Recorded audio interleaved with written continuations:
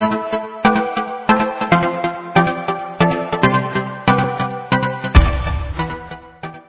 evening to all of you, and thanks a lot for inviting me to speak to all of you. It's an honor.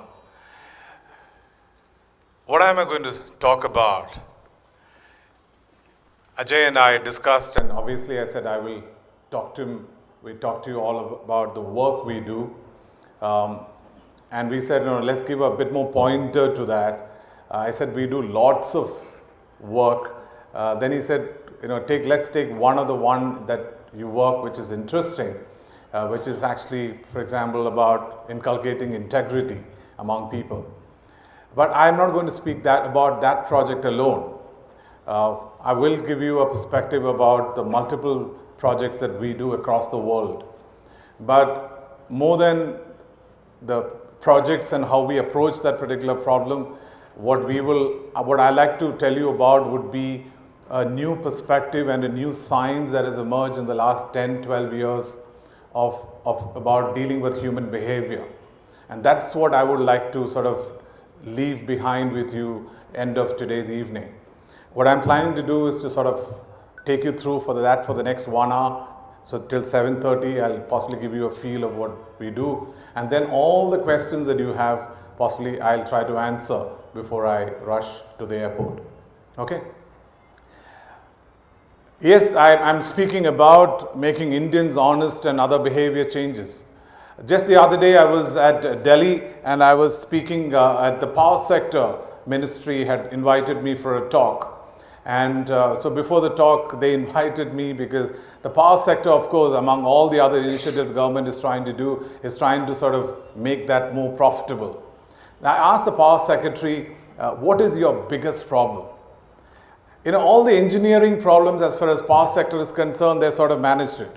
The transmission losses, they've got a much better conductors, other things.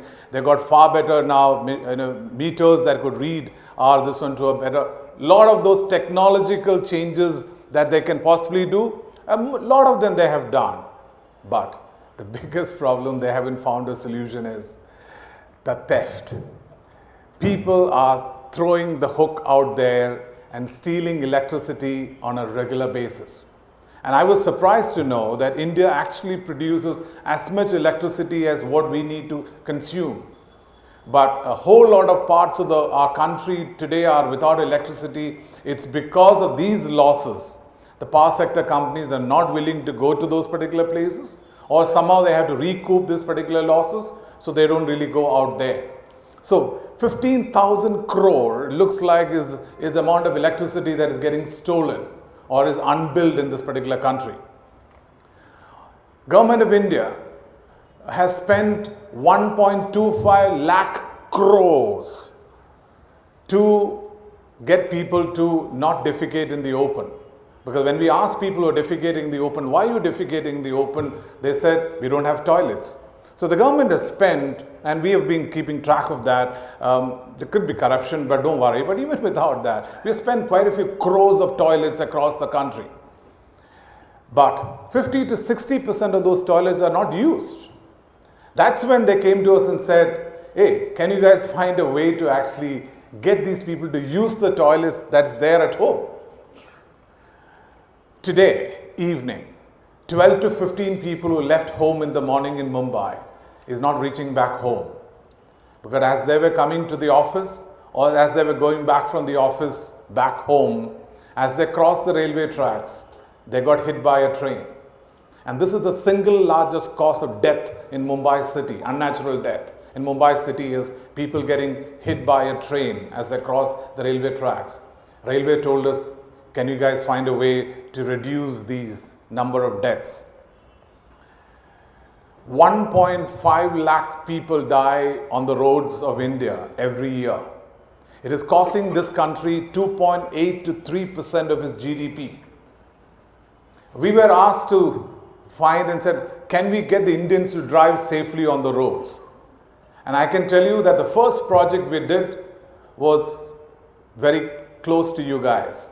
It was from Hyderabad to Bangalore. I know how many of you would have driven on that road. But 75 kilometers before Kurnool, which is Kodangota. Kodangota to Kurnool, 75-kilometer stretch is what we have taken up to actually see, is there a way we can reduce accidents on this road? And I'll talk about the results a bit later. Now that has been now being rolled out to 15 more highways in this country. Or we were maternal health, the number of ladies who are dying in this country because of poor maternal health, because they're not taking adequate food while they're pregnant. So obviously that's affecting the health of the babies that are born. Even after the babies are born, they don't know what to do really with the babies. So can we reduce maternal death and child death in this particular country, mostly Uttar Pradesh?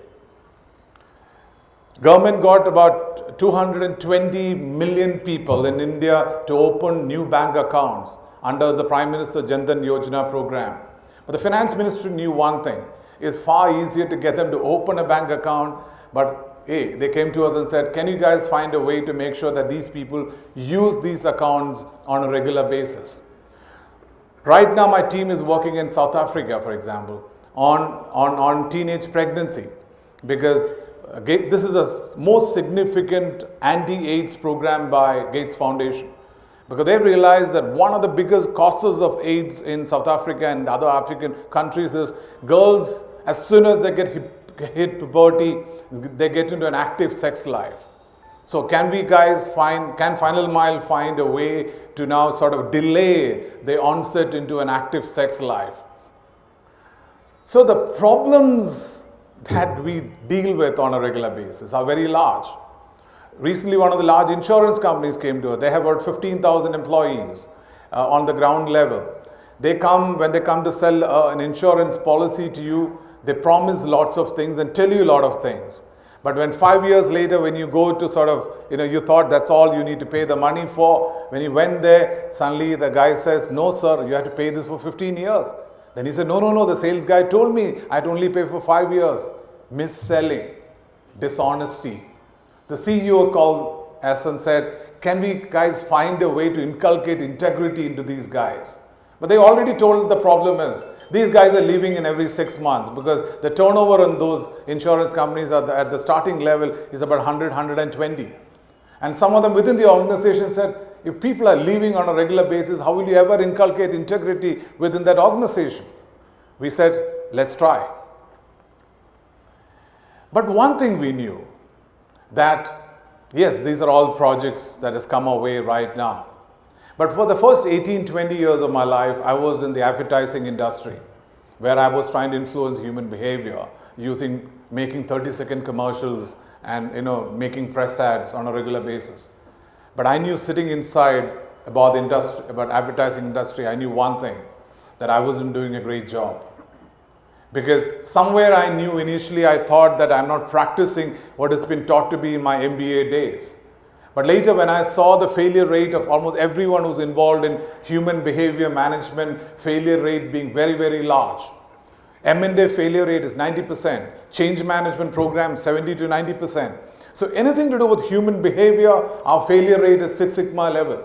That means every other department of an organization or the country, you might move towards a Six Sigma level of success, but anything to do with human behavior, we have a Six Sigma level of failure.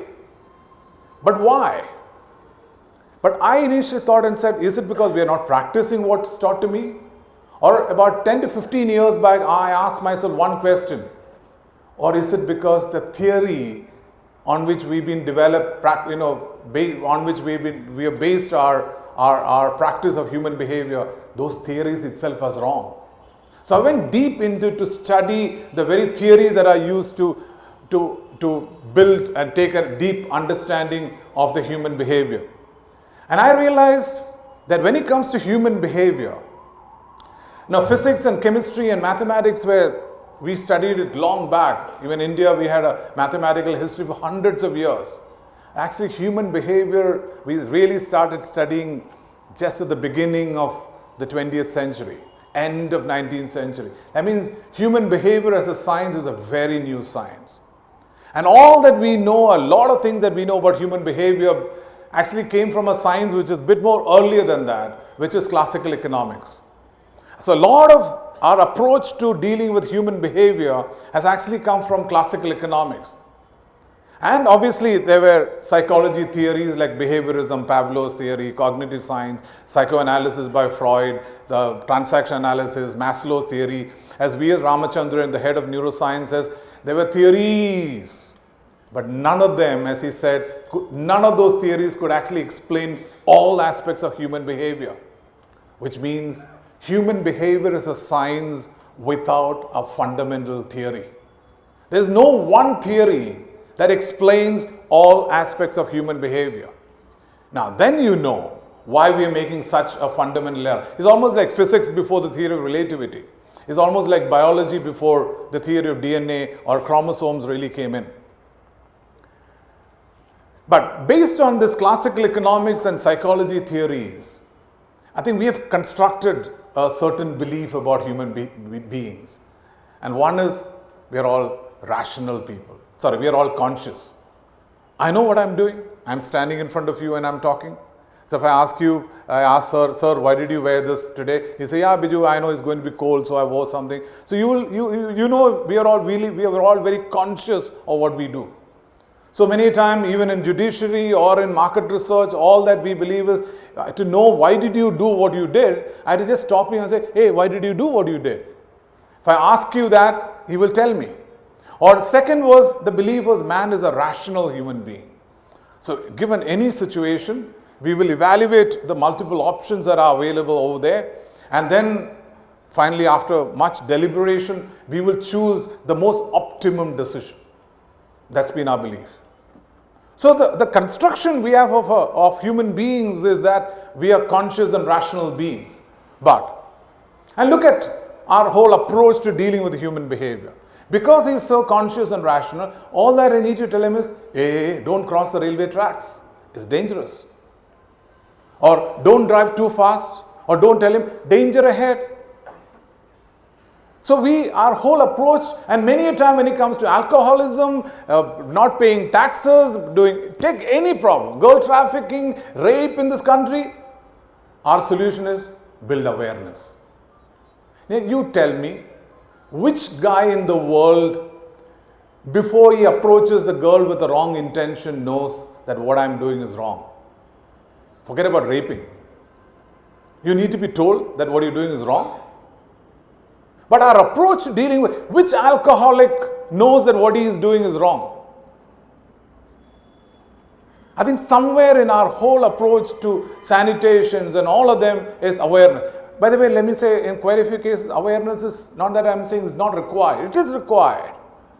But more and more awareness. Drive slowly, drive slowly. Which person doesn't know that he should be driving slowly when he is going on our highway across to Bangalore? So we said, okay, if he doesn't listen to what we tell him about the consequences. Tell him that smoking will cause cancer. And obviously, who wants to die? Because we are all conscious and rational people. And then before the movies and all that, show all those, this one with all the tar and all that, and show him amount of tar that happens around. And we think, but look at a smoker. He's holding, and then we said, make the pictures more gorier. Make it more and gorier, and he will stop smoking. Smoking has come down for a different reason altogether. But it wasn't the gory pictures that really did. But when you look at the approach to dealing with, pay taxes, I'll put you in jail. Now, we did one of the most brilliant programs on demonetization. I wrote in my column, I said, wow, wonderful thing across. But later, I know the ministry said, the ministry didn't know how smart the corrupt of this country was. How the banking system is so corrupt.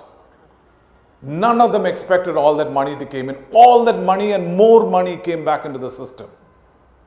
When I was working for Reliance, launching Reliance petrol pumps, I remember the senior tech person said, we are creating a brilliant system to make sure that people don't adulterate petrol. But he said one thing. He has worked in BPCL and other companies and Shell and all for a long time. He says, the corrupt is always 3 steps ahead of a system that is trying to catch him. So somewhere our traditional approach of dealing with human behavior hasn't worked. And we have realized, now working across a spectrum of problems, what we have today is not an awareness problem. What we have is people have very high levels of awareness as what to do and what not to do. But what we have is what we call an awareness action gap. But somewhere that action is not translating into the proper action. And so in the projects that we work on, all that we try to do is to, how do we bridge this particular gap between awareness and action? And many times we have realized, intent, speak to any smoker. I should stop. And I will. Then he's got even the intention to stop. But no, it doesn't end up doing the action across there. And that's where we knew, as you know, somewhere I knew that we need to take a very different approach at a theoretical level. And in the late 90s, as I was, my reading picked up an intensity of a very different level. And more so when the 2002 Nobel Prize was announced. Until then, I wasn't too sure that I was on a great direction, because I thought, okay, it's interesting. When the 2002 Nobel Prize was announced, and I still remember reading Business Standard, the main essay as to what this is all about, then I looked at it and said, hey, this is exactly the direction that you are thinking of. Then my reading took off to a very different level altogether. And then, by then I realized one thing. All that we are as human beings, our actions and our thoughts, emanate from one part of our brain. One part of our body, which is the brain. And I was convinced the more I understand the functioning of the human brain, I can unravel human behavior and their thoughts. And obviously behavioral economics came in on the side across and obviously substantiated that particular point. But I also knew one thing. All the consulting firms in the country go and give intelligent reports to people. But I said no. Whatever the knowledge that I acquire from these new sciences should be converted into interventions that can be implemented. For example, road accidents, it should be implemented right there on the road or wherever it is required. And because it is a new science, even today, if you come to my office in Mumbai or in Chicago, you'll see one thing. In front of every employee, you'll see one bookshelf. Every Monday, we gather like these on the phone and others in whichever parts of the world to say, what is it that about human behavior that we read that is interesting? Every week we have it. We are a learning organization. Today you tell me about any cutting edge book in the area of cognitive neuroscience or behavioral economics, I'll always say one of us would have read this in the organization. We read like nobody's business because we know we are ahead of the world and we are leading the world and we have all intention to make sure that we maintain that particular leadership. The only way we can maintain leadership is we maintain that knowledge, this one that we have. I'm not getting into the larger thought process around there, but let me talk about some of the big learnings that we picked up from these two sciences. One, as I said, we have always believed we are conscious, rational beings. But today, cognitive neuroscience is telling us, what cognitive neuroscience is telling us is not an incremental change. That, it's gone to the other extreme. And cognitive neuroscience is saying 99.99% of human behavior is non-conscious. And our consciousness comes to know about a behavior after the behavior has happened. I know it's earth-shattering and knowledge, but it is. That means the whole role of free will and other things I know being questioned. Today I won't have time, maybe I can come back a different time to discuss about it. But a lot of those questions on morality and other things, I know judiciary, representatives and all others are all there. Our belief system has been that when I do something, he is fully aware of what he is doing and his consequences, and he went about doing it. But today, neuroscience will tell you, and Benjamin Libet experiment is the most interesting of those experiments. And what his experiment was a simple experiment. His brain and all were attached to all the machines possible. He got 5 fingers. So what he was told is under each of those fingers there was a little switch. He said you can use any of those fingers and actually you can press the switch. Okay. But he said you have to press the hands the decision has to be taken and there was a clock, very perfect clock. So 12, 3, 6, 9. When it comes there is where you need to take the decision. So he said, yeah, I'll take the decision. So we could see that as soon as he takes the decision, it takes 200 milliseconds for that pressing to happen. So he decided to use his little finger and press. Crack. Okay, I knew. But the interesting point was, 500 milliseconds before that, the computer knew that I'm going to use my little finger to press. Now that's revolutionary thought. Because we thought consciousness is what is completely driving what we do and what we do. But Benjamin Libet's work, and there are much more work around it, has now completely changed the very perspective around it. Second, we have always believed that rationality and emotions are two separate elements. Don't mix them. And ideally keep emotions away from all decision making because it spoils any decision. Today, neuroscience is very clearly established. And based on people who lost certain parts of the brain and who could take a rational decision, and there's a brilliant book called Descartes' Error, René Descartes, Descartes' Error is a book. And the book says, and Antonio Damasio, the head of Ohio University Neuroscience, has clearly established that there is nothing called rational decisions. Let me repeat, there's nothing called a rational decision. All decisions are emotional. And one of the things today Final Mile does is decisions involving millions of dollars. What are the emotions involved there? And that's a very different perspective. The third point, as I said, we have said people are elaborate decision makers. Behavioral economists came and said the brain doesn't have the time nor the ability to actually process all the information. The brain takes what they call shortcuts called heuristics. There are a lot of shortcuts. What is more expensive is better. It might go wrong, but it works most of the time. What is more expensive is better. It's a heuristic. It's a shortcut that we use to take decisions and move forward across there. And those heuristics are involved in all our decisions. Now, understanding those heuristics then become our call. And the fourth point, context.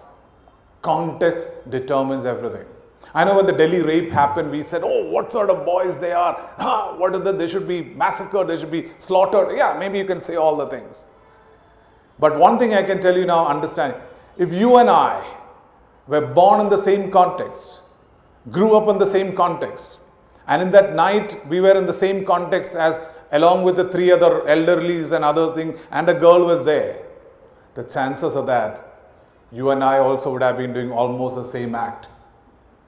What makes us what we are, and we can say we are all wonderful, nice, honest people, but what we are is the context in which we grew up and we are. So many times when we try to understand any behavior, we try to understand the context in which that particular behavior is happening there. And many times, just a change in the context itself can dramatically change the behavior of the people. So, I'm not getting into larger all of it, but all that I also want to tell you is it also called us to bring in new processes. For example, one process is today, when you're trying to understand human behavior or whatever, we do research, market research. But there is a traditional approach to dealing with market research. But we said that's not going to work. Because the traditional approach to market research is go and asking people or call them for focus groups. But we said that's dealing with the conscious mind. No, that's not going to work. Or communication. What is our approach to communication? As we said, it's conscious. We said if 99.99 is non-conscious, we need a new approach to dealing with communication. How do you deal and how do you communicate to the non-conscious mind? So those are 2 things that I will discuss with you today. So how do you research the non-conscious? If the conscious is not even aware of why I did what I did, but how do you research what really happened in the non-conscious? And that is where my team went on to develop a new research methodology. One, we said, if I had to understand human behavior, I have to get into the context. So if I had to understand why people are defecating the open or not using toilets, they might be from London School of Economics or Pratt's or wherever, but we, early in the morning at 5 o'clock when people are shitting, we are there. We are looking at the freshness of the shit and say, has our work not happened? Yes. I worked on trespassing of railway tracks. I've spent hundreds of hours on the railway tracks of Bombay. My team has between Hyderabad and Bangalore, the highway across there, we got into every vehicle. The buses we got in, we took lifts from on the guys in the two-wheelers, we got into the auto rickshaws, we asked the people to get onto the cars, we said, can you give me a lift? They didn't know that we are actually observing what he's up to in the car. But we spent hundreds and hundreds of hours on the highways of this country to know what is wrong and how can we actually motivate. It's very ethnographic to the core across. But we realized when we got a project, and that project was from a pharma company who wanted to increase the usage of oral contraceptive among women, oral contraceptives. But how do I, and my wife is an educated woman, if any of you were to come and ask her, what are you doing in the bedroom, she's not going to open up. That's when we realized ethnography has its restrictions. There are certain behaviors we can't get deep into. But we said we need to create, and that's when my team came up with computer-based gamification, and in a context scenario, we did it. And we did an extremely interesting work for a Hyderabad-based organization called My Choices Foundation. They are in the area of taking care of girl trafficking. They came to us and said, can you guys study the problem of girl trafficking, obviously from the supply side? What are the factors that sort of pushes the parents or whatever, those girls into trafficking? So we studied both 24 Parganas in West Bengal and Warangal in West Bengal, in Andhra Pradesh, or I know it's Andhra Pradesh or Telangana, I don't know, but it's Warangal, we studied that. That's on the supply side. And on the demand side, we had to go and ask men, why do you go for paid sex? Very personal. And when I talk about an award we received, when you read award citation, they'll say the technique that these people have has managed to get into such personal issues as to, do you go for paid sex? If that's so, then why do you do it? But this technique has really got us far deeper into it. Now this is something that we were doing for a detergent company. But in order to understand the behavior of the lady, how she uses detergent, there's no point. The only place to really understand is go to her bathroom. And that's why my colleague sitting on the left side, it's a game. They're playing some game and winning some prizes. All that she was observing was what is she observing and how is she actually observing it. So this is the techniques that sort of really dive deep into it. People do not know that we're asking questions. There's sort of games being played because they're playing the games to win prizes, which is money, and they get their prizes and they go away. But while they were playing the games and they were giving answers to certain questions that we wanted to know. So it is an extremely powerful technique that we have used. And I think the world fraternity, market research fraternity, acknowledged the superiority of this because there's an Oscar of market research, it's called SOMAR conference. So SOMAR conference is where the best market research papers in the world are presented. So 2015 Dublin, 2016 Tokyo, 2016 New Orleans, the best case study award in the world has come to Final Mile. So much of 2016 of the 6 finalists, I think 2 of them were Final Mile case studies. That clearly showed that this technique is clearly unique about it. But I'm sure it's not about winning awards. What did your research bring in which otherwise I wouldn't have known? That's when I'm sure the research technique is useful. So, for example, when we went into the insurance companies, this was a very interesting insight that we picked up. People said, what I'm doing and signing on behalf of the customer is illegal. But there's nothing wrong, immoral, it's not immoral. Because I called up the customer also. He said, oh, it'll take me, I'm away. So it's okay, you just sign it. Now there is it looks subtle, but it's a very powerful distinction. He knows it's illegal, but he doesn't consider that to be immoral. Or, why are people crossing the railway tracks and getting hit by a train? Because when we went to each of those locations, we knew, for example, they're getting hit not because they can't see the train coming in. But we said, okay, if he's seeing the train, why is he still getting hit by the train? And since we've done a lot of work in the area of road accidents, we knew in the roads, people actually judge the speed of, should I run, should I not run perfectly. But if you look at it, it's a brilliance of God's creation of the brain. Because what we're doing on a road, for example, is, even if I give and there are multiple variables involved. What is the distance between me and the motorcycle? What is the speed at which the motorcycle is coming towards me? So by what time the motorcycle will reach me? What is the distance between me and that particular road? And so at what speed should I run so that this is less than this. Even if I give all these variables across to you on a physics examination, it will take us at least 3-4 minutes to calculate. But our brains are so powerful, you look at it, you look and you run. But that calculation goes for a complete toss on the railway track. Why? Because evolutionarily we have seen deers and rabbits run, and we have judged the speed of it, and we threw the spear or a stone and we caught it perfectly and had our breakfast that particular day. But evolutionarily, we haven't seen giraffes and elephants move fast. So evolutionarily, our brains are not judged the speed of large objects.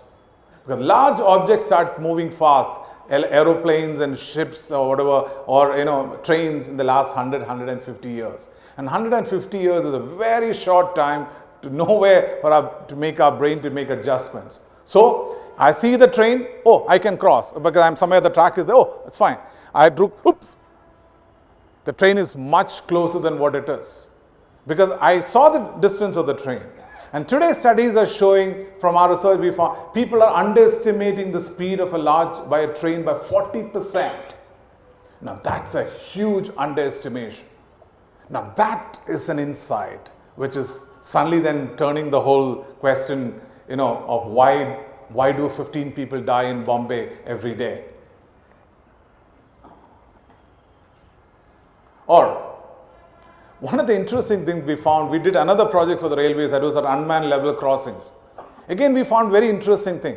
Wherever, initially people said, unmanned level crossing, the school bus got hit by the train, and you asked them why, or almost got hit. They said, driver couldn't see the train, or he didn't honk.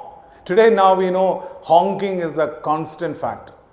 But now I can tell you, having visited almost every spot in the country where unmanned level crossing accident has happened, now I can give in writing one thing.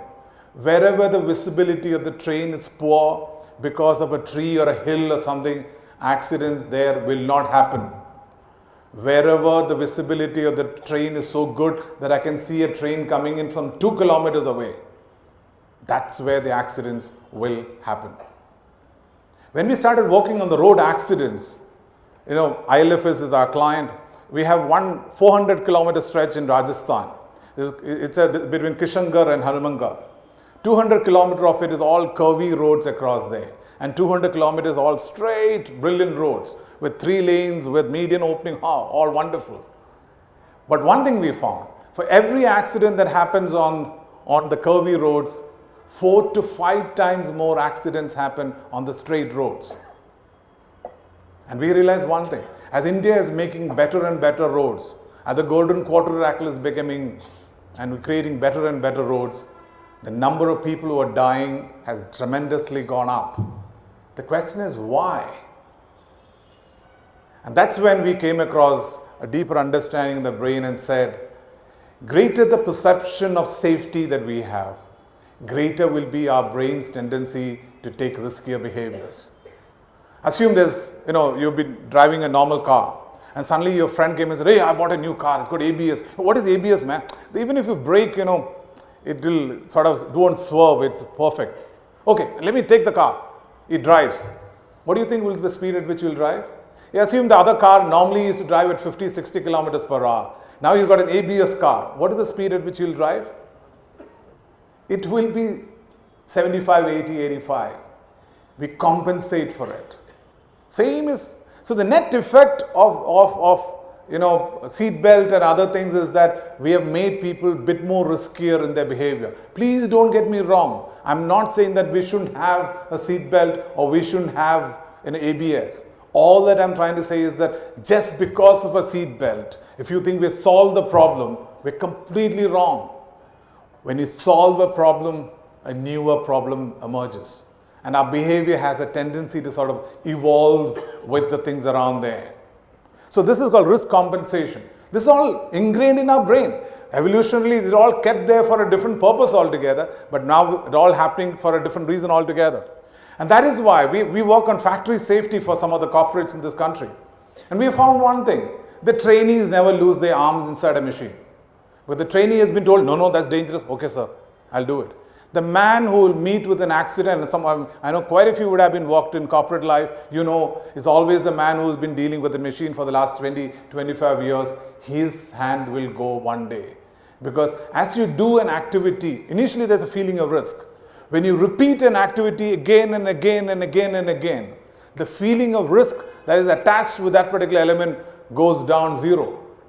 So at unmanned level crossing, the people who meet with an accident are never the guy who travels on the road for the first time. If he's a guy who travels on the road for the first time, he'll stop, look at this, oh, train is coming, he will wait. But this is a man who's a villager on the other side who crosses the railway track some 6 to 7 times every day. He looks at it, oh, that is Jaipur passenger. Theek hai man. He knows that's Jaipur passenger. That's Rajdhani. Oh, okay. He knows it. But the problem is his feeling of risk is zero, or at times is negative. And that's exactly what happens when you drive towards Bangalore. But we'll show you how we made you also have a little feeling of fear in your head. Or when we ask people, why you defecating, still in the open across, people said, sir, there inside the toilet, no sir, it takes a very long time. There it happens very fast. Initially we also thought but then we went deeper into the human brain. We realized one thing: whenever we sit in a dark place, our perception of time, because there's something called circadian clock in our brain. The circadian clock picks up cues of passage of time by the sunlight variations across. And that doesn't happen in a dark room. And that's exactly what the police force knows. The interrogation techniques is one of the most powerful interrogation technique is don't give him a perception of time, keep him in a dark room. That's exactly what happens there. And he's uncomfortable. And he actually believes he's taking a much longer time in that room because there's no electricity, it's dark. But the moment we get it, we go use neuroscience, then we are able to get a biological reason as to why he is behaving in an irrational way. Or, this work was done not by us, it's done by an organization called Ideas 42, Senthil Mullainathan. I think he's done it in this region. It was about the usage of nitrous fertilizers among the farmers. And obviously we know that's actually polluting all the water bodies around there. So he went deeper to understand that. But he realized, why is he doing it? When he went deeper, he realized that, we know the farmers actually decide, they get only crops twice in a year. That's when the income comes in. But their expenditure goes throughout the year. So they borrow, for example, almost depending upon how good the crop will be. And that's how they sort of borrow. If they think the crop is going to be bad this year, they won't borrow much. But they think the crop is going to be good this year, they will actually borrow much. But how do they know the crop is going to be good? This study showed that they look at the color of the shoot. The greener it is, they think this year's crop is going to be very good.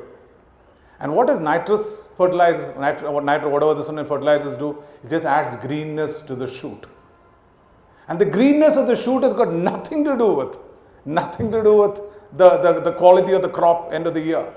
So Senthil Mullainathan of Harvard University said that if I had to change people's behavior of usage of nitrous fertilizers and then spoiling our rivers and our water bodies, there's no point in telling them about the consequences of the nitrous fertilizers. What you need to change is what we call the mental model of green shoot is equal to be a great crop. So suddenly you start giving different doors that we need to work on, areas that we need to, or different doors we need to open if you want to have solutions thanks to this particular research. Or among the ladies, we know that diarrhea is a big problem in the country. But when the behavioral people went in and said that ORS, we know it's a simple thing, it's there in every home. Even in the poorest home, there is water, there is sugar, and there is salt. You stir it and give. They realized the mothers are not doing it. When we went deeper, they realized, went deeper, they realized, for them, a kid with the diarrhea is like a leaky bucket. Assume the bucket that you've taken some water and is leaking. what will you do? Do you pour more water into a leaky bucket? No. The best way leakage not to happen is, hey, don't pour water. Let this now go. She said, you pouring more water into his mouth was equivalent to you pouring more water into a leaky bucket. Very strong mental model. So we said, unless you change that, the signs of why, this one is going to have a different problem altogether. So, what I think this research has thrown up is, you give me a problem and I can tell you the sort of insights that we started getting was completely different. For example, we did for the Prime Minister Jan Dhan Yojana program, when we went in, we realized every poorest man in the village knows about savings and other things around there. His way of dealing with money, he knows. He's picking up money from the money lender and on a regular basis paying money across. So this percentage and all that, he said, it's not going to work. Because right now he's not working in the area of 48% interest. He doesn't do that. We realize his game of should I borrow, should I not borrow is purely based on, okay, I'm taking 5,000 rupees from this particular man. He says, okay, 5,000 rupees every day, pay me 50 rupees, okay, for the next 50 days, or 100 days, that's good enough. All that he looks for is, can I pay 50 rupees every day? And if he thinks I can pay 50 rupees, he'll take the loan. He doesn't calculate, he doesn't have the ability to calculate whether it's that. So the mental models people are using is of a different nature altogether, but our research started throwing up these. Okay, now we've thrown up all this. Obviously you might ask, now Biju, how did you guys, okay, you got great insights, but how did you use that in your final solution? So we have developed a communication technique called design to the non-conscious. And I know it sounds controversial also, but it says, I will design an influence behavior intentionally in such a way the actor is not consciously aware of the connection between the stimulus and the behavioral shift. Now there's something called subliminal advertising and other things which said, I do things which I don't even know the sound, I don't even see the sight. No. You'll see in all our interventions, the stimuli, you can see it. You can see the stimuli. But how does that stimuli affect my behavior? I have no clue. Now, we'll come to the ethics all of it. Obviously, I know this from an ethical point of view, you will have a question about it. I'm willing to take that. But let me show how we use this to solve some of the significant problems in the world. For example, I did tell you, yes, we picked up the fact that people are judging underestimating the speed of a large object. Now, if I was communicating to the conscious mind, I could have done what automotive industry is doing. And what is automotive industry has done? They have written in the rearview mirror, objects in the mirror are closer than what they appear. Has any of us, as we took, today we didn't have to take a right turn or this and there, when that vehicle came in, did any of us, our brain manage to see that object closer to what it appears to be? No. It is for the automotive industry to cover the backside. Legally, what you asked me to do, I have done it. But that has not affected the behavior of even one driver in the country. So if this was the approach that we had used for our communication in Bombay, we could have put up boards across Bombay by saying, trains are faster than what do you think, so be careful. That's exactly what should have done. But my team didn't do that. My team went deeper to study how does the brain judge speed. And we realized brain always judges speed with respect to a reference point. If there's no reference point, the brain cannot judge the speed, as it happens in a flight. We can never judge the speed of a flight because there are no reference points. Except when you land, suddenly in the airport, as you move, you can see it. So he said, if that is it, my team said, oh, wow. Then how do I create a reference point on the tracks? Is it possible? And this is what my team came up with. Now, that's where the train is coming from. That's Wadala station. Now, this is where the people actually cross. So about few meters on the side where the people are crossing, the 5 of the sleepers are painted in yellow, 15 are left empty, 5 are painted. So you have a blobs of about 4 to 5. And when the train comes from there, the speed at which the yellow lines disappear becomes a reference to him. But you ask people in Wadala or anywhere this will be implemented, what is this for? Malunaya, sir. Normally where we cross on the road, they draw lines. Here where I cross, nothing. They are drawn there. I think that is for the driver of the train. Malune. He's gone. So it is. Now I also want to tell you that this work of ours has now got into the Philip Kotler's latest edition of social marketing. It's become a case study worldwide and how we solved the problem of trespassing in Bombay. Thank you. Now, for all of you who traveled to Bangalore, have you seen this? I mean, whoever is driven to Bangalore from Hyderabad, we also affected your behavior. So what was that? We have a complete understanding of the 75-kilometer stretch, that's ILFS, my client stretch, on where all accidents are happening between Kothakota to Kurnool, just till up to there is our section. So where we want the people to slow down, because we know, because most of the accidents happen because of our interaction between people who cross villages and others and this main carriageway drivers. So we want this guy who normally, I know what kilometer you drive, 120, 130 and all is very common in these good highways. But there when it comes in, we want him to slow down. We also wanted to get into a bit of a cautionary note. A slight feeling of risk could happen, could be there. And what did we do? Now we've learned one thing. Driving is one of the most non-conscious activities we do.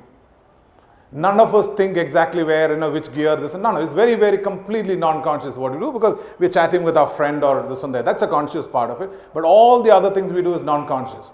Now, the leg, whether it should be on the accelerator or on the brake at any point in time is not based on we look at the speedometer.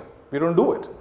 But how do we know? When does that? We know it whether I'm speeding up and the leg moves to the accelerator. It depends upon how things are going past us. When non-consciously, when we know it's going, our leg will move. And then we'll move back to accelerator again. Once we knew that, we said, let's play a trick on that. So we have that white lines at beginning. As that white lines approaches to the place, what we have done is the distance between the white lines have been purposely reduced. Now what it does is, suddenly the white lines are there and suddenly the white lines are going faster. The leg of yours will move from the accelerator to the brake. And speed gun studies of ours showed the reduction in speed is from 20% to 50% is our reduction in speed across there. And a partner of mine, he's in Madanapalli, so he was driving there. He knows. He said, I'm not going to move my leg from the accelerator. So Ram tried his best. But by the time our end of this one there, his leg suddenly realized was sitting on the brake. That's the power of what we call the non-conscious designs, where we influence your behavior without you really knowing about it. Now, you might see, this we did for unmanned level crossing, but in the same road section, you also see signages. But you'll see a very peculiar this about our signage. We see signages in repetition. Why did we do that? I come from Kerala, and I'm sure being part of Telangana also you would have heard that. Inkulab, Inkulab, Inkulab Sindabad. What's so peculiar about it? Because if you repeat, we will remember. Yes, repeat, yes, very good thing. But have you ever heard them saying Inkulab, Inkulab Sindabad? Or Inkulab, Inkulab, Inkulab, Inkulab Sindabad? Not 2, not 4, but 3. Why? At least 3 times is useful. Yeah. But when you go deeper, you realize how many gods are there in Hinduism? Vishnu, Shiva, Brahma. How many gods are there in Christianity? Father, Son, Holy Spirit. What is the slogan of Olympics? Stronger, higher. Yeah.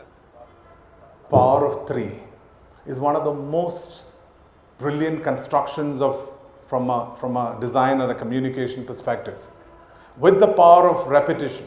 So we said, right now in our road signages, we tell this, no. Once 80 kilometer and over and done with. They said, no, it's good enough. When we deal with children, no, the little one will look at you like, and I'm grandfathers and this one. Again, no. Many a time you have to end it up 3 times is where the kids, okay, then I'm not going to do it. Repetition is an integral part of organized religion. We repeat our prayers. Any religion that you and I belong to, we repeat our prayers. But why are we not using repetition effectively in our signages? But that's exactly what we did in our signage systems. Or when we said, okay, people are taking a long time, all that we did was, we didn't want to get that same poor man to spend more money.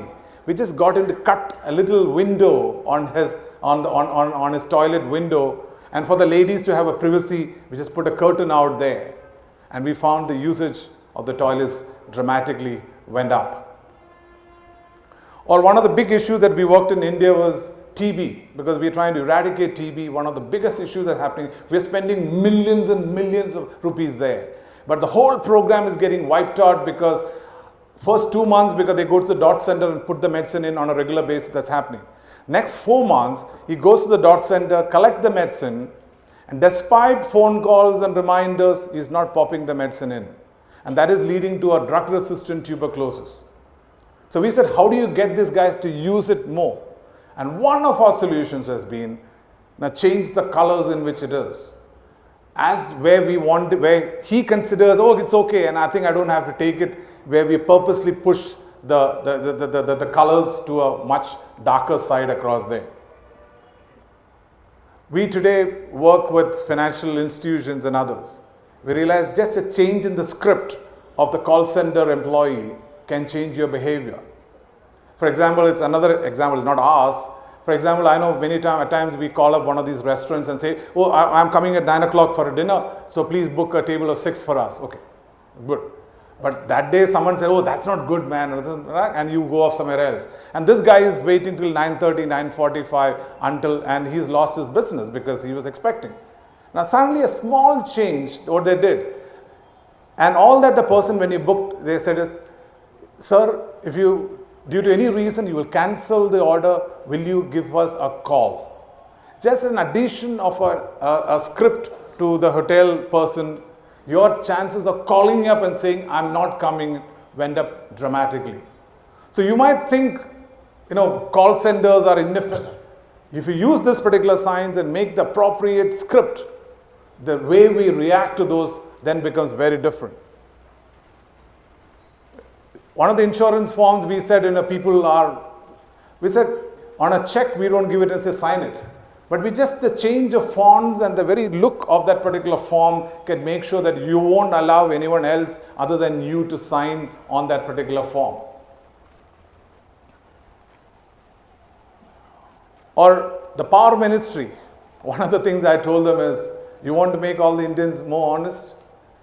There's no point in telling him, there's only one person that you need to follow emotion. As I said, emotion is the integral part of it.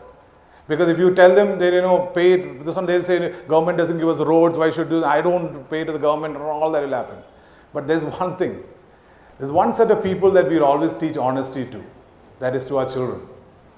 We told, and that we're working on it right now, we said, now let your kids be the arbitrators where the appa is paying electricity bill on a regular basis. Or is my appa the person who throws this one around there? So when you come back in the school, let's discuss. The arbitrator is not the judiciary of honesty. Arbitrator is the kids in our house. Because the kids are the people to whom we will never tell them, cheat, no. We can never do that. So some of those emotional things can be used by the government to actually now build certain changes in our policy. Or I know the power ministry was using this one of shaming the people. Whoever has not played the bill across their whole list. They went to the village, the whole village name is there. They're not bothered. We told them, no, don't, because for example, I know the government is using a lot of whistling and other things for public toilet, people, and so we told, and I've told the government, don't do it. Because shame is what we call an external people walk in, they say, yeah, it's very shameful. But we realized in the village, open defecation is a social activity. Kaise, how are you? And all the activities doing it. There's no shame. For you and me showing our bums to each other, our teenage girl is there and someone sees her bum and all that, it's a huge worry. But not in the village. In what we call in-group, there's nothing called a shame. And in the village when nobody is really paying the electricity bill, you go and say, you are this one by, he's not bothered.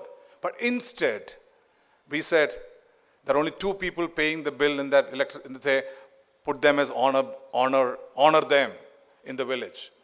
And then you can see how you actually dramatically, it's called the social norms, and some of you are anthropology, sociology, people would know that. So these are small, subtle things that can make the fundamental shifts across there.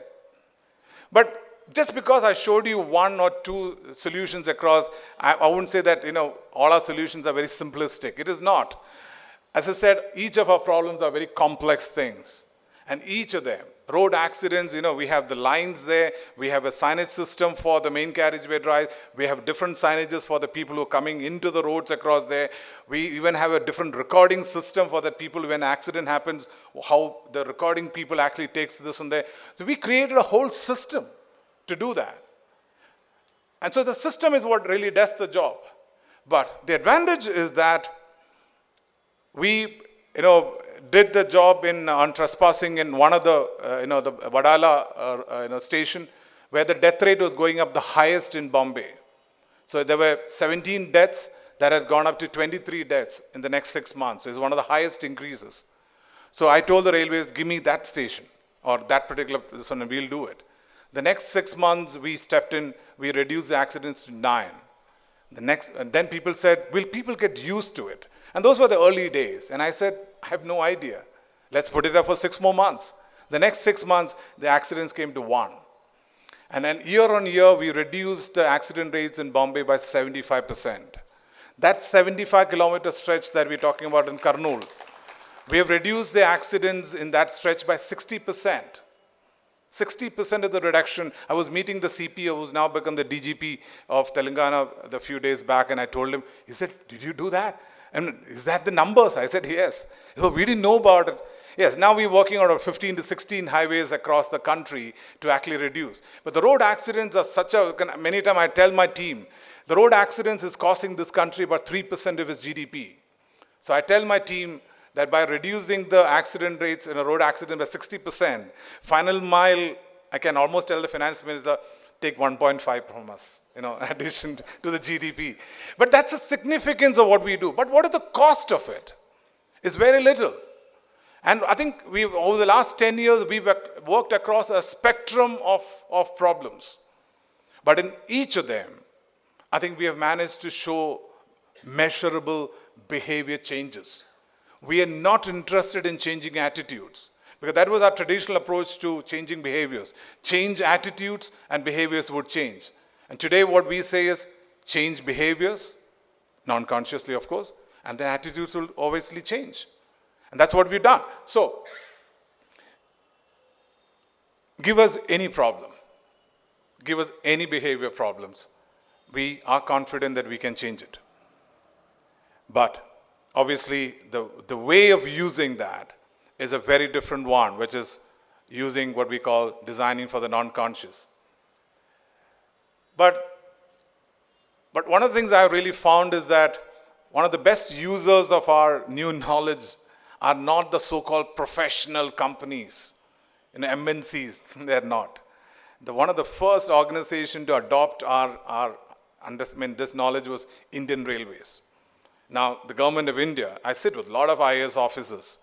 I meet most of the extremely cooperative set of people across. But obviously, there is a traditional way of doing things. For example, someone asked me, why isn't the railway solution got implemented on a larger scale? Railway, one of the senior most officials told me, the budget they've kept to, for example, to reduce unmanned level crossing accidents in this country is 50,000 crores. But final mile solution, if it gets implemented across the country, we will solve the problem in about less than 10 crores.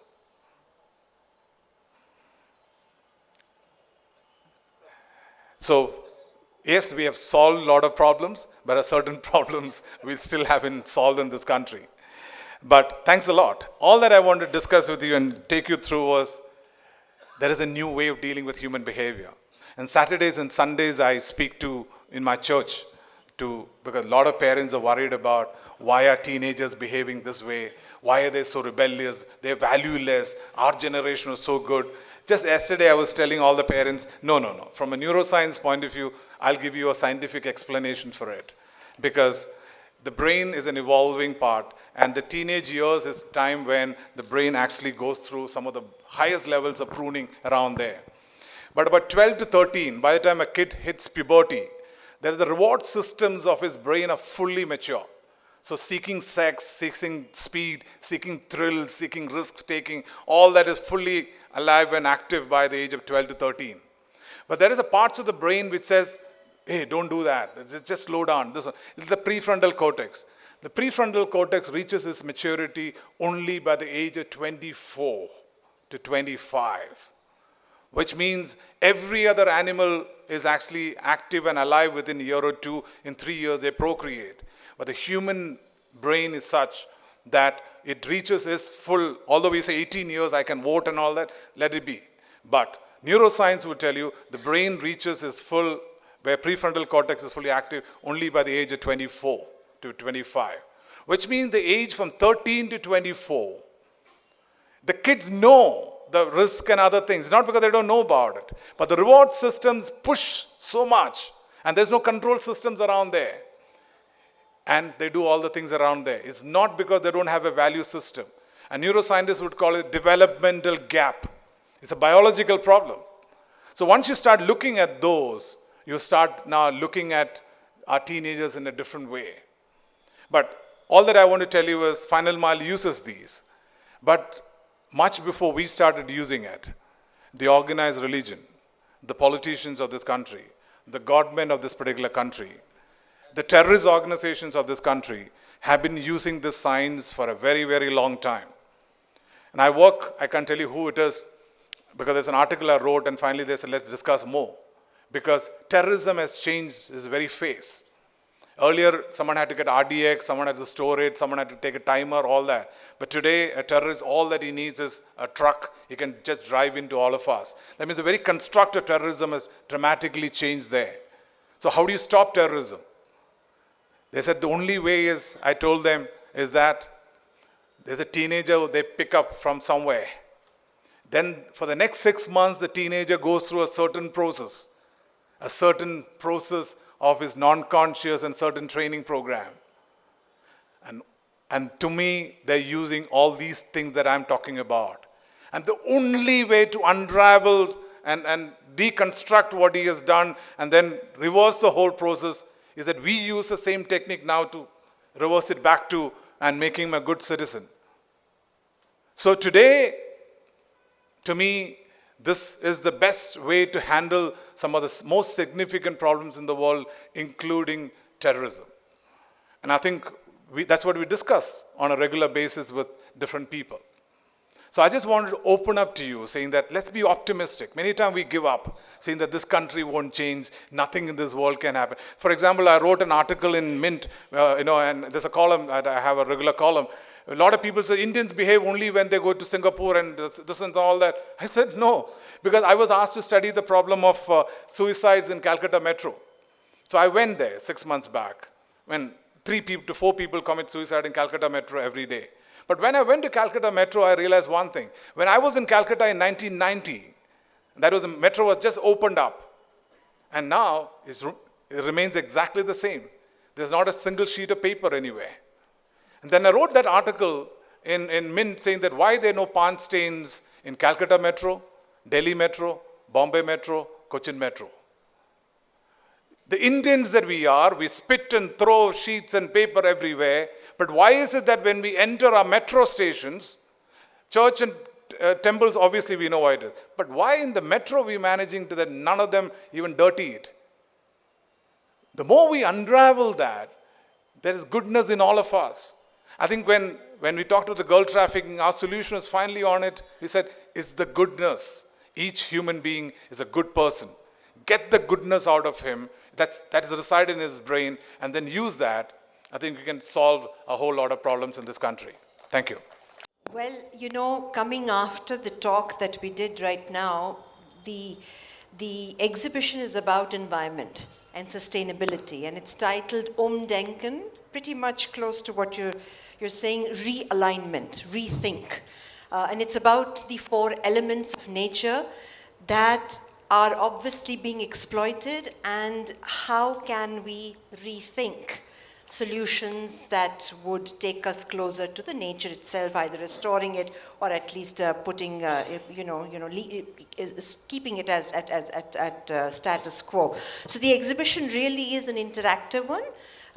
You can go in, walk through, play around, swivel all the elements that are there, and coming, as I say, after behavioral, experiences that you talked about, this might be worth an experiment post our talk now. So I invite you all to go there. It is on, so it opens tomorrow and it is on till the 19th. School is on for a good part of the day, so we request you to come later on weekends, but tonight it is open. My staff is waiting there particularly so that you can go in and play around. Thank you so much, Ajay. Good evening, Mr. Biju. I have a question about heuristics are efficient shortcuts. You mentioned that decisions are more emotional. Heuristics are efficient shortcuts. What exactly does it mean? I just wanted to... as I mentioned, the brain at any point of time when we are taking a decision, we don't have, first of all, we don't have all the information, unlike what the classical economics people told us. 2, we also don't have also that ability to process all that particular information. For example, I think I should read from, as I said, I'm going to a sari shop. I go to a sari shop, none of us are really good in understanding which silk, which this, all of it. And one of the heuristics we actually use is, as I said, what is more expensive is actually better. So there are a lot of those particular rules are written out there. I know you can see this across here. If I were to hold this, you might see it as sort of bubbles sort of jetting out is what you will see this to be. This is what it looks like. And what I can do is I just turn it, and suddenly they all look like convex. Earlier they were concave, now they're convex. Okay, convex. Why? Now, designers want, it's all based on one rule, because suddenly you see the light is falling from top, and all that is different. Because there's a rule that's written from an evolutionary days, there's only one source of light, and those source of light comes from top. And that determines our concave and convex decision of what an element looks like, concave or convex, not because it is concave or convex many a time. It is just based on that particular rule. So there are a lot of these heuristic shortcuts kept in the brain for us to move on with life. For example, one of the most powerful rules that is written is, right from our, this one is, if someone does me a favor, do that favor back to him. Because right from our evolutionary, barter system days, when I gave you an amount of milk, you gave me an equivalent amount of milk today. But today, when someone comes and gives gifts for our children's birthday, we keep an exact tab of what Lakshmi gave, 1,000 rupees. Okay, Srirashmi gave 2,000 rupees. And when the Lakshmi's child's birthday comes, will you give 500 rupee a gift, or will you give a 2,000 rupee? No. 1,000 rupee gift will go there. So reciprocity is a very, very powerful this one there. Now, many times ladies go to a sari shop and lots of saris are shown. Many times you go just to see a sari because that happens. And after some time you tap your wife and say, let's go. Then she says something to you. He showed me so many saris. Now how can I go without buying at least one? Because she thinks that he has done you a favor by sitting and showing you so many saris. But the feeling of reciprocity got created, you buy and go. So there are a lot of these shortcuts. That's the way we make an efficient decision making in the world. And the whole behavioral economics, the area is based on that science. So any book on behavioral science will give you a lot of inputs into the world of heuristics. Hey, thank you for the wonderful talk and good stuff you are doing across the country, your team is doing across the country. Quick question, one of the statements you made is context determines everything, right? That's a very discouraging statement in a way, because if context is determining everything, where is the human spirit which comes out of the context and be better? Like, all the things that we face, we have to rise above the context to do good things, right? Every time intervention cannot happen from outside. How do you explain that part of the behavior? Or change the context. or change the context. But that's the truth. And again, for further reading on it, there's a Washington Post brilliant experiment they did of Joshua Bell, one of the most famous violinists in the world, stood at Washington railway station for 3 hours to play violin to see how much money he collects. He collected $27. The previous day, each of the people paid $100 per seat to listen to him. But what makes Joshua Bell Joshua Bell? He played the best music in the world. Context. You can't run away. So one of the things we work today a lot is, one of the best, easiest way to change the behavior of everyone here is, I change the context of this particular setting and things could be better. And people use that very, very effectively. For example, Hitler, he always spoke never from a level which is lower than anyone. He always spoke from a level which is much higher. He always spoke from behind huge pillars and drapes which was much bigger than life was there. And that's how a short man like him, as part of it, created a context which made him look like God. And today that's used. And when George Bush went to war against Iraq, I asked people, what was he doing? What was the background of his speech? No one remembers, but as a person who looks at human behavior, I said he was sitting down, not even standing up. And just behind him was the pictures of 2 of his daughters. Because his whole speech was, this is not a war for we are fighting. We are fighting this war for our future generation. So people have used the power of context brilliantly. And it's a very brilliant power. Use it effectively and we can definitely change human behaviors. Influence human behaviors. So, yeah. So Biju, again, I think as everybody has echoed, you gave us a lot of excellent examples of the positive things done by behavioral change, right? There's a lot of caution from people these days about bad stuff that can happen, right? Terms like human hacking, brain hacking, tech guys like, Google product managers and professors are talking about how the same power can be used for negative things, right? So all the information was very frightening to me when you said, give me anything, I can change it. So the flip side of that is, how do we prepare ourselves for making sure that we don't allow the corporates and everybody else to manipulate us in that way all the time, right? What do we do as individuals to protect ourselves against brainless heuristics being used against us? I think I mentioned that. I hope it acts as a word of caution. Daniel Kahneman, who won the Nobel Prize in 2002, he has said that the knowledge of the heuristics and others is this one that I will not get affected. So I have all the knowledge of overconfidence and others, but I will be as susceptible to it as we are. We haven't found a real solution not to get affected by what someone else does to us. But I think the knowledge, if I go a bit more deeper, if the terrorist organization is doing it, someone is doing it, maybe someone like me who's a bit more intuitive might actually be able to caution and say, hey, what he's doing. That's, for example, when cigarette industry created an ad in the USA. And what they did, they got parents to say, don't smoke. Smoking is really bad for you. And psychologists who knew this said, this is the biggest advertisement for cigarettes. Because there is a science called reactance theory, which the teenagers, the papa says, okay, they'll do exactly the opposite of it. Yeah, and that ad had to be removed because the psychologists proved that this is not, it looks like an anti-smoking ad, but on the guise of it, it is actually a smoking ad. I tell people, for example, there are a lot of no smoking signs with a cigarette, light just going up like that. I say that's the biggest smoking ad. Because those of us who smoke know, if someone is seeing smoking, hey, macha, give me one. Your tendency to ask for it goes up.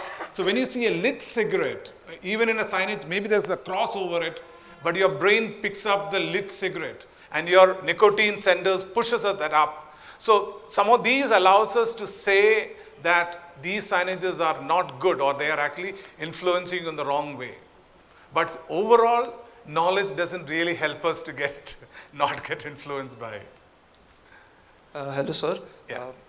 The underlying assumption of your speech was that in similar context, we behave similarly, all of us, irrespective of our differences. Then how do you explain the differences in the behavior of twins? Because they grew up in a very similar context, socially and genetically also they are similar. How do you explain the differences between twins? One, even if there are two individuals, you will have different experiences.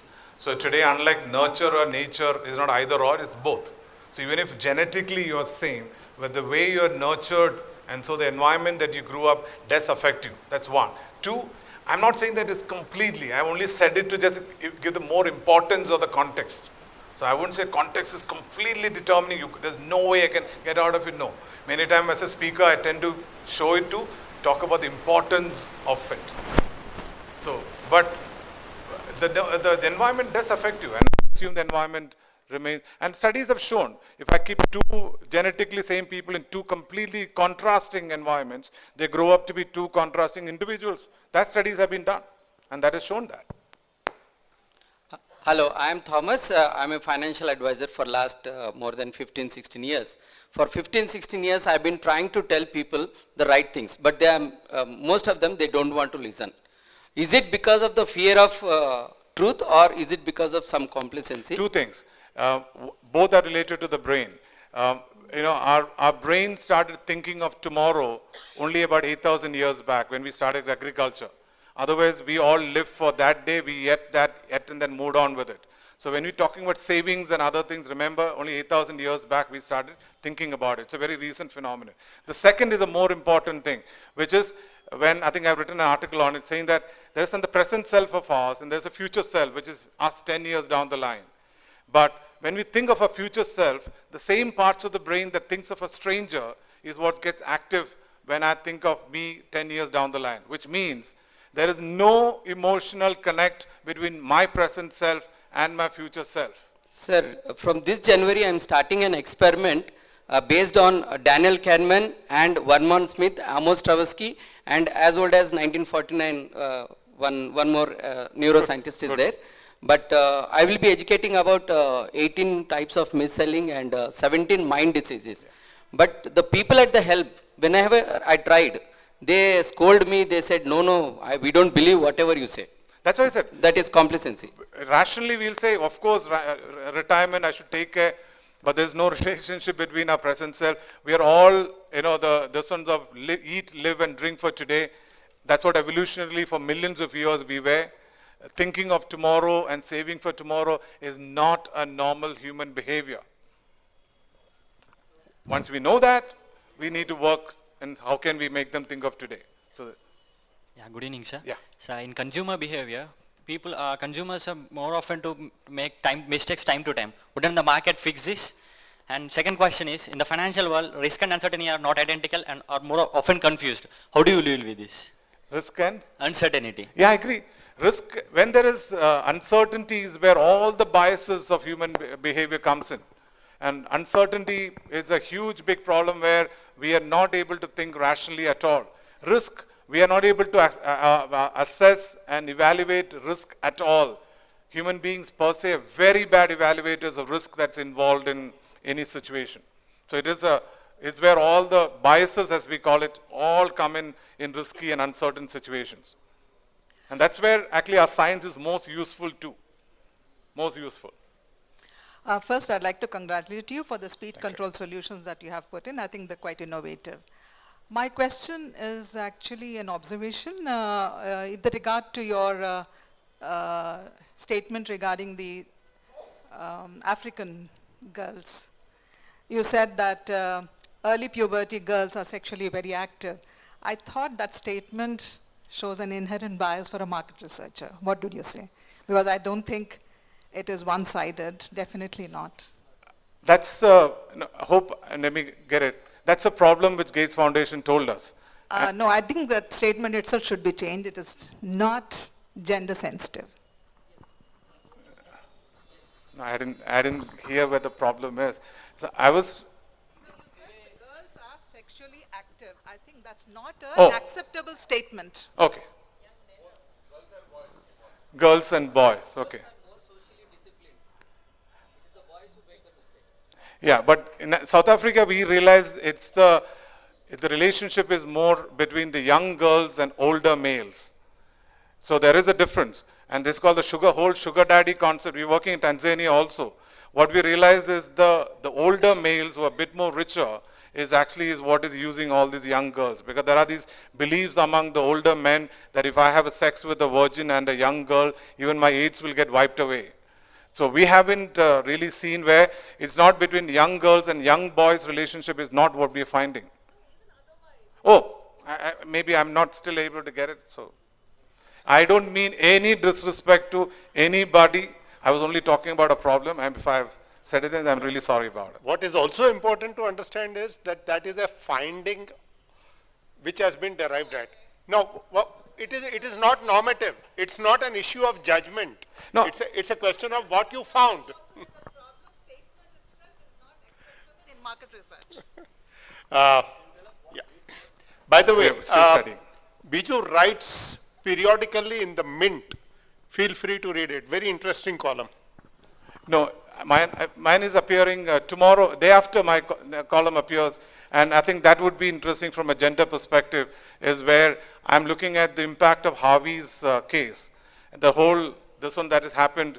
Now, thanks to that, will the boys start behaving now better? Because we had, for example, Anita Hill in 1991, nothing happened.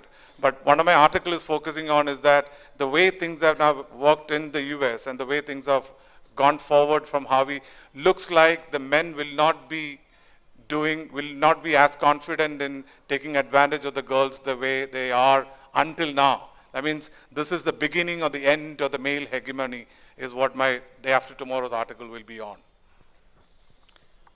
Good evening.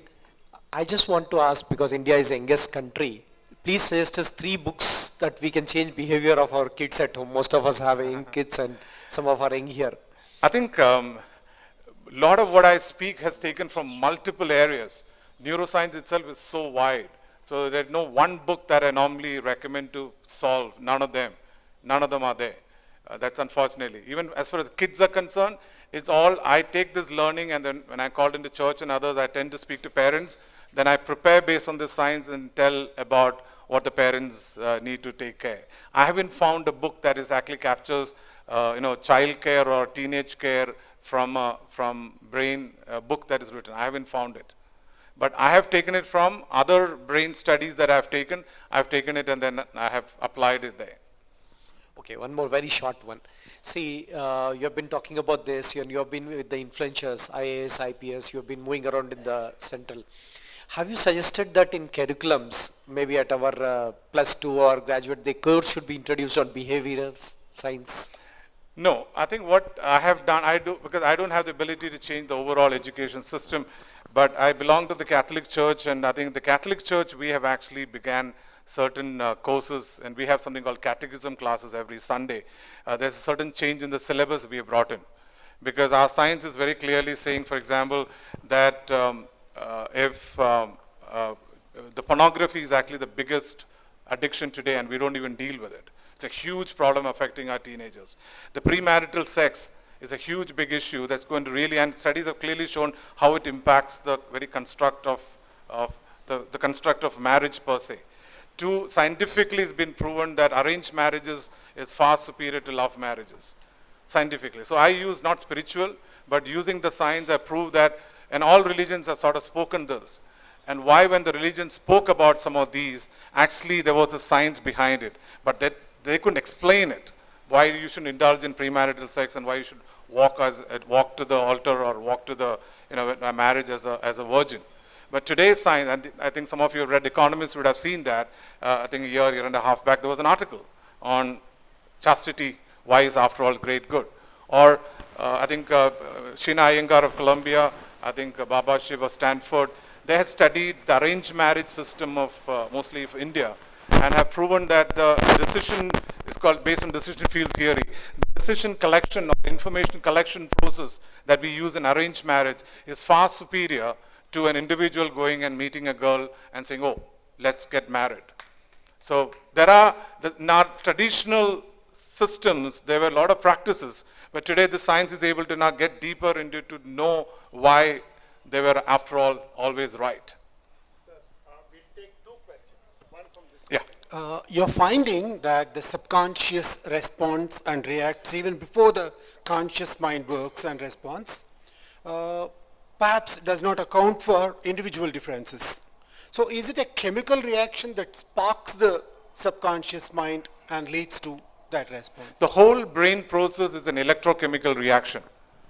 you sitting down, you asking me, you speaking to me. The whole functioning of the brain is that it's an electrochemical reactions. So there's about 20 watts of electricity is used there, and all your nitrogen and all the potassium ions and all are there. So there's a huge reactions around there, and that's what makes the differences, and that's what makes our thoughts, that's what makes our actions, that's what makes our emotions. I fall in love with you, it's a chemical reaction. But those chemicals go for a toss, you have schizophrenia. I started hating you and you think you're out to kill me. I have depression, I feel I want to commit suicide. It's all chemical imbalances and changes is what creates all our mental problems too. So that needs to be studied. That's been studied. Actually, neuroscience is studying that for a long time. Actually, so far, neuroscience was always focused on the neurological problems. But cognitive neuroscience in the last 10, 15 years said, let's use the same understanding that we're using to understand Parkinson's and depression and others, can be used now to say why someone is aggressive or why someone is risk-taking. So the cognitive neuroscience is a subset of neuroscience per se. Midbrain. The last question. You've been interacting with bureaucracy. Yeah. I was just wondering whether you have come across the Yes Minister syndrome. Yes, Minister. And how do you deal? I don't have a complete solution. But one thing I can tell you, I've been dealing with also with some of the ministers. They are all very forward-looking people. And I think I'm far more optimistic about the politicians of today than the politicians of maybe yesteryears. And I mean, I don't want to mention names, but some of those politicians very good. But I realize, even they realize it is not easy to change the system. Even they want to do a lot of things. But the system is so, this one that even with the good intentions, they can't get the things really moving. But we will happen. I am very optimistic. We can only move to a better future. Biju, thank you very, very much Thank you. indeed.